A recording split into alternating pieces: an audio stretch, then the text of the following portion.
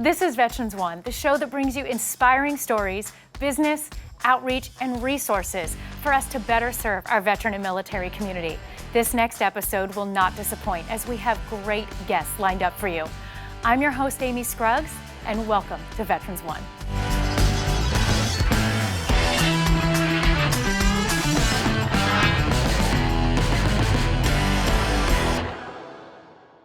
We have a fun, inspiring story for you right now. I have Richard, the founder of the Spirit of Liberty Foundation and the creator of America's Freedom Bell. So Richard, this is exciting. Our viewers get to hear from you, and we've got some fun things to talk about. We do. I know we want to talk about where you've been, what you've created, and where it's going. So let's just dive in, first of all, with your background and how the Spirit of Liberty Foundation came about. I should tell you that I worked for the Reagans for 8 years. I did all the events in the White House, which probably was the most fun job anyone could ever have. The Reagans were terrific, and I miss them very much. I think the world misses Ronald Reagan. We absolutely do. While I was in the White House, I founded the Statue of Liberty Ellis Island Foundation, which was not just the restoration, but the 100th anniversary. And after that was completed, I had a lot of relationships with the Department of Defense and members of the armed forces, and I said, let's change the name from the Statue of Liberty to the Spirit of Liberty, because the meaning of the word liberty was even more important than the actual symbol. So we began doing programs to support the men and women in our armed forces. So how long ago did you make that switch? And we did it in the early 90s. Wow. And after 9/11, it changed a great deal. I personally knew over 100 people that were killed in the Pentagon and the World Trade Center. I always add that my daughter worked in the building up until the week before. Oh my So we were goodness. very blessed that she left that position, and a lot of her friends died. I can't even imagine what she went through with that experience. Extremely traumatic. But after 9/11, we had all these young men and women, surprisingly. Large numbers of women in the beginning of Desert Storm came home severely injured. And the reason is the women were driving the vehicles and the bombs were blowing up with the vehicles. But we started taking Santa Claus from Macy's, who have always been supporters and good friends. And we traveled to every hospital. And since 9/11, we've been with over 15,000 young men and women with no arms, no legs, no faces. It's extremely emotional, but I'll tell you the one thing. Every single one of them always says, why didn't I save my friend? Right. You know, they never complain. I've never heard one complain, which is really hard to believe. But partway through that, as we were making those trips, the commanding general for the troops in Iraq said, would you bring Santa Claus to Iraq? So the following year, we asked Macy's, and they said, no. So they said, we don't send Santa Claus to Iraq. But anyways, they're still very good friends. We created our own Santa, and we found a Vietnam veteran who actually has a white beard, looks just like Santa, and we asked him if he would volunteer. And we changed Santa Claus's look from a red and white uniform or costume. Our Santa, America's Santa, we call him, wears army camouflage with white fur. Oh, I love it. And we have had him throughout.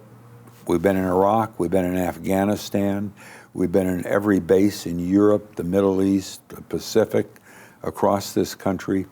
And we call it Operation Christmas Miracle, the Believe in Santa tour. And it's really something. I would say we've been with over 200,000, primarily young men. And when we're in a large audience, I'll stand behind Santa, I'll look out, and I'll see tears running down their faces. And I'll walk out, and we bring the magic and spirit of Christmas. They'll look at me and say, why were you tearing up? And I said, because this is what it was like the night before Christmas when my mother read the story to me. So it's very emotional. Absolutely. I can imagine that those experiences changed you and your perspective every day. Every day. You know, when you get those opportunities to do what you've done, you can never go back and be the same again. No. Let's talk about the Freedom Bell. Yep. And share America's with us Freedom what that's Bell about. came out of my head at a dinner in Washington, D.C. with a 3-star general from the Pentagon. And I asked the waiter, could I have a piece of paper? They said, we don't have paper. So I said, do you mind if I draw on a white linen napkin? And I drew a bell. Everybody knows what a bell curve looks like. And what I drew on that napkin that night, the 3-star general, I said, I want the seals of each branch of the armed forces on the bell. And I wrote the words that night, honoring our armed forces, and underneath that statement, past, present, and future. And he looked at me and said, do you have 6 months to a year if you can even get the approvals? And I smile on this because I don't know that we could ever do it again. We had them in 72 hours. Wow. Written confirmation in the art. We had artists carve the bells, symbols, and we cast it on D-Day. It was the 69th anniversary of D-Day, and we unveiled it in front of Independence Hall on June 14th, which is Flag Day, but importantly, for the military, it's the birthday of the Army. Right. We had 27 generals from across the country who came, and we had a ceremony. Obviously, it was televised nationally. And after the ceremony, the official ceremony, we invited the public to walk up and ring the bell. And that's when I learned how important what we created that day was. And I have a hard time not tearing up when I tell this story, because in the first few minutes, there was a young girl. I wish I had her name so I could reach her and tell her what impact she had. She was 9 years old, red hair, freckles, and I said, who are you going to ring the bell for? She said, my dad. Oh. And as she rang it, she turned and looked at me, and I said, where's your dad? She was sobbing. He had been killed in Desert Storm. Wow. A few minutes later, we had a very distinguished-looking gentleman. I didn't realize his age, but he was 96 at the time, wearing a white Navy dress uniform, and on his sleeve it said Pearl Harbor Survivor. And I said, who are you going to ring the bell for? And he said, the shipmates that didn't make it. Wow. And that was the reason. We had no idea where that bell was going to go, but the minute he said it, I said, we're going to take the bell to Hawaii. So every year, Pearl Harbor, we read the names of every single person who lost their life that day. And we'll do it again this year. It'll be our 7th year. Wow. About 5 million people have touched and rung the bell. We've had everyone from the Secretary of Defense's cabinet members, presidents, but the vast majority are people who are just ringing the bell to honor a family member or a friend who has served or is serving. What an incredible way to honor all of those, and then also inspire people to not forget and to honor and to continue this forward. That is so powerful. So it's headed to Hawaii again. You're on your way. I'll add one more thing. Over the last several years, we've had each year between 2,000 and 4,000 people call us or write us and say, we can't be at Arlington Cemetery, or we can't be at Pearl Harbor. Can you ring the bell for my brother, my father, whatever, my daughter? And this year, for the first time, until now, the bell's been in a crate in a warehouse in between points where we have the display.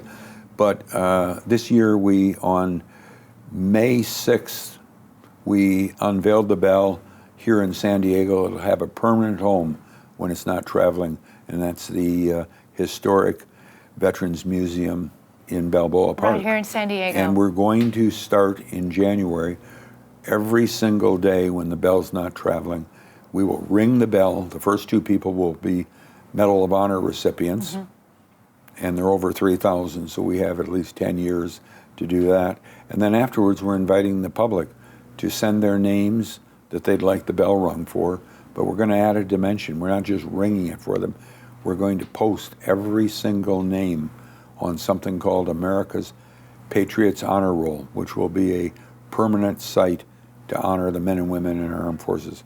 Also, it's hard to believe, we've had 56 million people since 1776 that have served in the armed forces. That is powerful. Yeah, it is. Very powerful what you've done and created, the vision that you had, and now what it has done, the lives it has touched. It's so amazing. I hope that you have started a book or have written a book about all this. I think we could do a whole episode just on your history, your passion, where you've been and where you're going. And I can't thank you enough for sharing this with us today. And I encourage all of our viewers to go and see it while it's here in Balboa Park, to visit and to spread the word. Thank you so much for all you've done, Richard. Thank you very much. Make sure you go check that out at Balboa Park as soon as you can, and we'll be right back with more.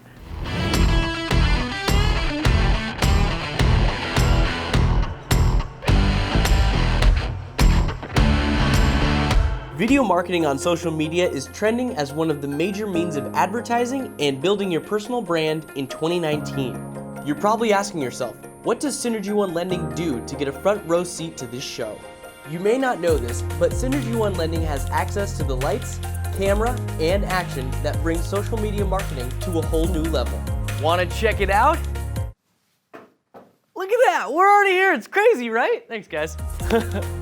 This is the main studio at the Synergy One Lending headquarters in San Diego, California, which is equipped with 3 remote-controlled HD cameras, 10 total TVs, and many high-quality production studio lights. Right now, I'm sitting on what we call the Storyteller set, which was recently updated with new furniture, a 9-monitor wall behind me, a giant touchscreen TV, and of course, the green screen, which you just saw. By the way, this is where I filmed my show this week today. Over here is our podcast station, which is equipped with 4 high-quality microphones and headphones, and is capable of receiving phone calls in real time during your podcast session. This right here is our main desk. Outfitted with 2 TVs and a customizable color LED strip, this desk is now the home place for many other podcasts and shows produced by Synergy One Lending and Mutual of Omaha Mortgage. So you must have a ton of marketing ideas now floating around in your head. This studio is the perfect way to create videos for your social media awareness and grow your business. Here, you can and will deliver a digital mortgage and digital content that has no equal in mortgage lending today. Be a modern loan officer. We hope to see you here soon.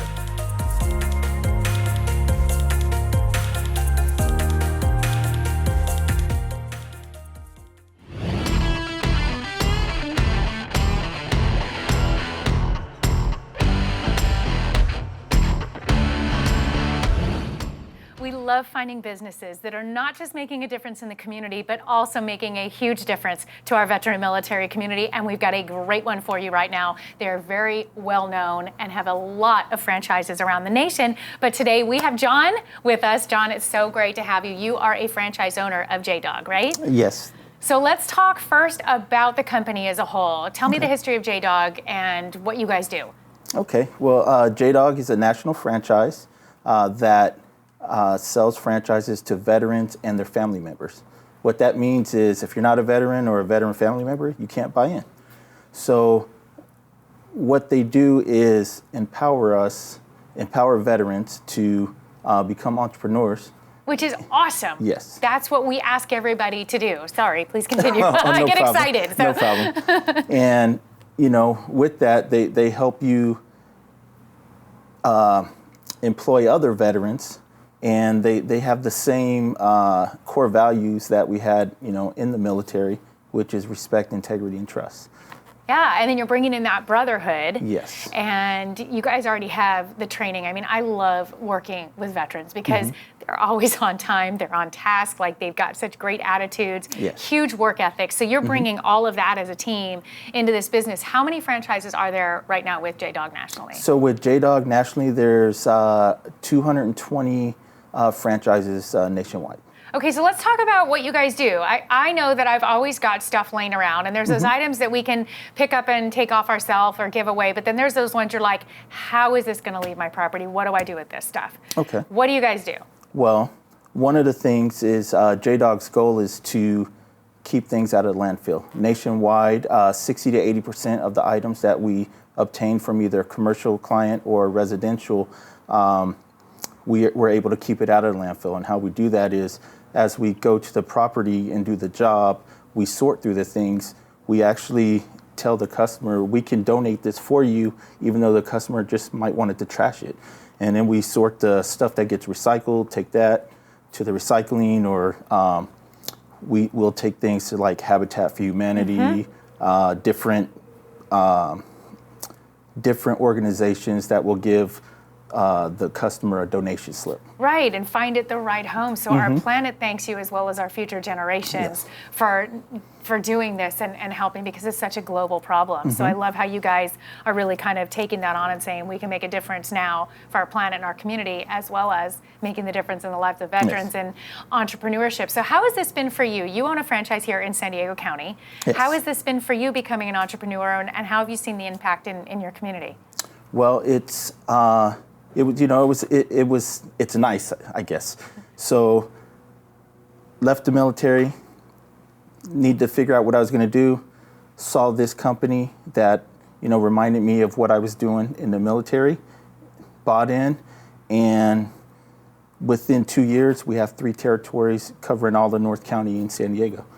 And with that, we've done multiple things in the community, like we've taken Christmas trees from Sinopolis and Vista to other homes. We didn't charge for that. Right. We employ local veterans, local veteran family members. Man, I don't know. There's like so many small things we do that add up to something larger. Absolutely. And it's a learning process, and it's fun.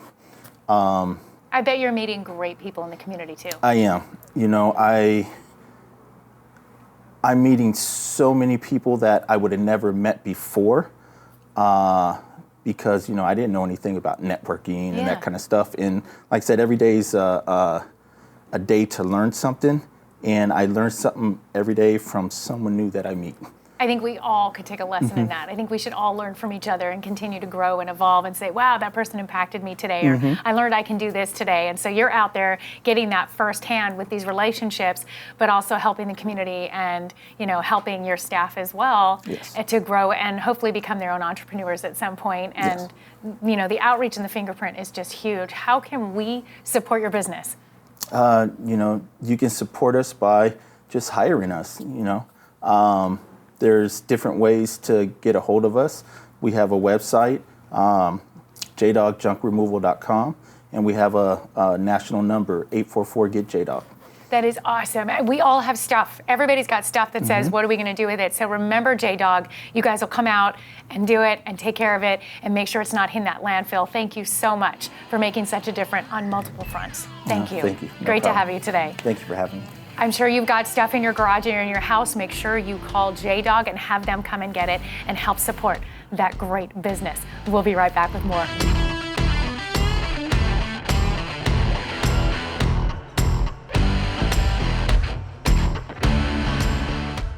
Introducing S1 Connect, Synergy One Lending's mobile app, the digital way to verify your assets to purchase a home.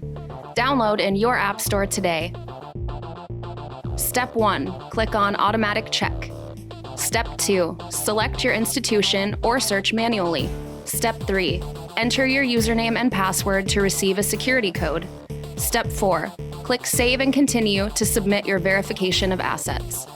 Synergy One Lending, a lender committed to speed, ease, and expertise.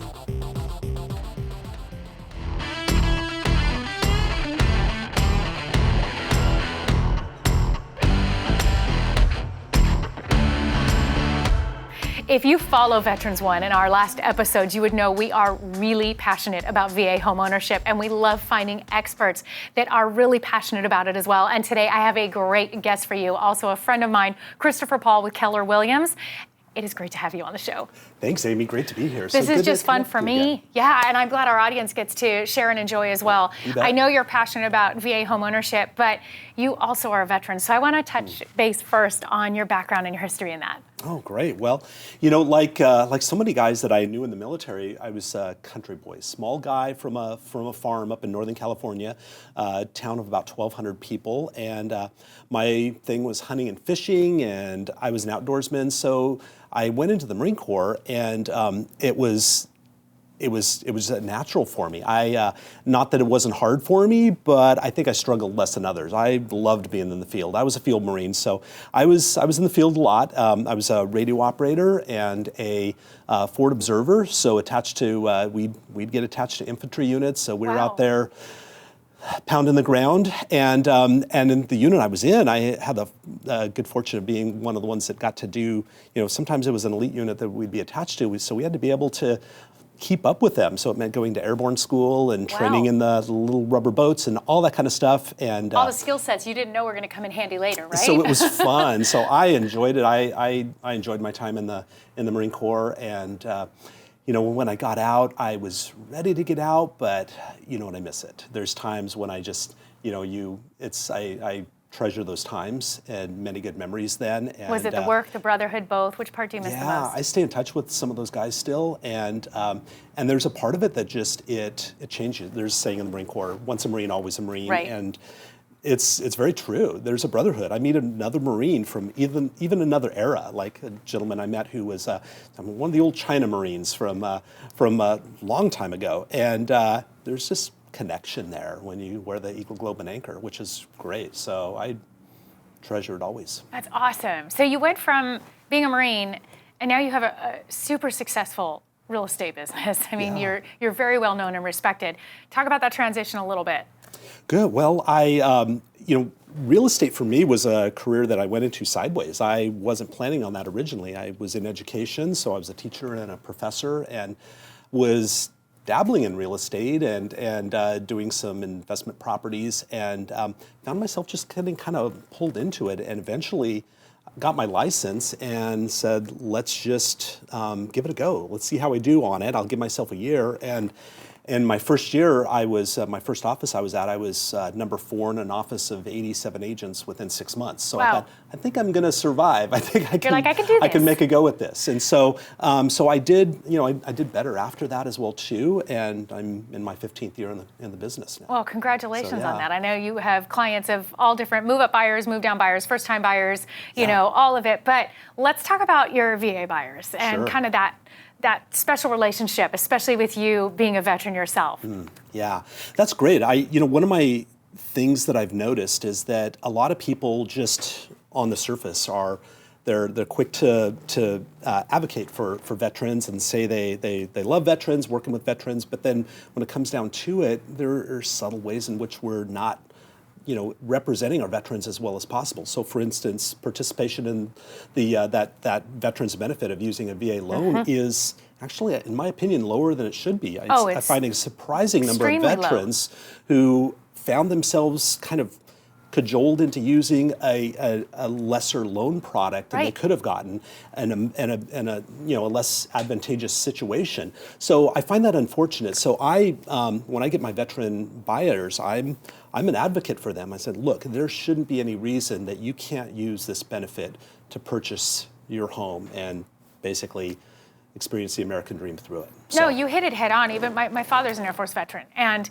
was never even given the option of a VA loan all those years. He just hit a VA loan for the first time in the last 10 years. And he was like, well, no, you do a conventional loan. And so there was just something different. It wasn't promoted and talked about, and it was a privilege. He didn't understand that. I don't think that had ever been explained to him. And so now he's thrilled with the product he's in and what happened. And so I use that as a great testimony. Yeah. I know you happen to have a great story of something that maybe happened recently with one of your VA buyers. Right, it was actually a seller. So it was a gentleman who was a seller. So it started off as a seller lead, and the inquiry came in, and it was the trustee of the estate and the owner of the property. He said, I have power of attorney and the trustee of the estate, and he is in the advanced stages of a degenerative disease, and he's bedridden and unable to speak. So he's there, but would like you to go and take a look at the house and see the house, and let's, tell me what you think. So out of state gentleman that I was working with there, but while I was at the property, I noticed in the closet, I saw his old helmet, and I saw some trinkets that were some artifacts from the Vietnam War. Wow. And so I knew we had a veteran there. I learned from his caretaker that he was an Army veteran. So went back to that meeting and I said, I said, so I've got a question. We went through the whole thing and we kind of ended on this. I said, ultimately, my goal here is it's not about selling a house, it's about the best outcome for Jon. But I've got to know the story about how you're on the other side of the country with him, and you gentlemen are older. How long have you known each other? He said, all of 74 years. And I said, I have to tell me the story. So these two guys met in preschool. Age 4, they met and became fast friends. They went into kindergarten together, went through kindergarten, through all of elementary school together, same class, same grade, all the way through junior high, high school. They went off to the University of Alabama together. They joined the Army together. Wow. And were commissioned together, went off to Vietnam together and served in Vietnam, and then came back, and their careers took them to opposite coasts at that point, so the one here and the other on the other side of the country. But they remained absolutely inseparable. And it came down to where this gentleman was the only really survivor, and he was incapable of caring for himself. His literally like brother, it's this bond of brotherhood of all these years was there. What a great story that you don't always get. And you know, it's about asking, and sometimes it's about, revealing the stories. I have another one where we was meeting with the homeowner, talking a little bit about just his time in the service. He'd served in Korea. He said, I have something I want to show you. And went back, brought out his helmet from the war. It was the old steel helmets with the helmet liners on it, and it had a bullet hole in the forehead of this helmet, and it had an exit in the back of it. So this bullet from a Chinese round went in, up and around the helmet liner, and exited out the back. And not everyone got to hear that story, but I had the privilege of hearing that story. So it's over and over. So there's something a little bit more to helping those who have been willing to just sacrifice everything. There's a saying that some gave all, but all gave some. Yes. And those that have given some, they're quick to dispense the glory to elsewhere. I like so many guys did so much more than me when I was in, and but it's still nice to recognize those who at least were willing, who stood up and answered the call when their country called. So. And we love honoring and supporting that here at Veterans One, and especially bringing in great, passionate, business resources and professionals like you. Can we ask that our viewers could reach you if they have questions about VA purchase and the VA home ownership? Clearly, you can relate and identify and bond with your fellow brothers or sisters that have these questions about VA home ownership, and we just love having you as a resource. How can we reach you? My cell phone, you're welcome to reach me directly. Call or text me, 760-975-1002. Email at cpaulrealtor@gmail.com, and it'll be me you get. It's not necessarily a staff member, it's me. I'll contact you directly, and one veteran at a time. Let's make a difference. We'll listen to your story and see how we can help. I love it. Christopher is such an inspiration. Thanks for all the great work that you're doing out there. Thank you. Appreciate it. Remember that VA homeownership is so important, and it's so great when we can share that information and empower and encourage others to be a homeowner and have a part of that American dream. Thanks for watching Veterans One. We'll be right back.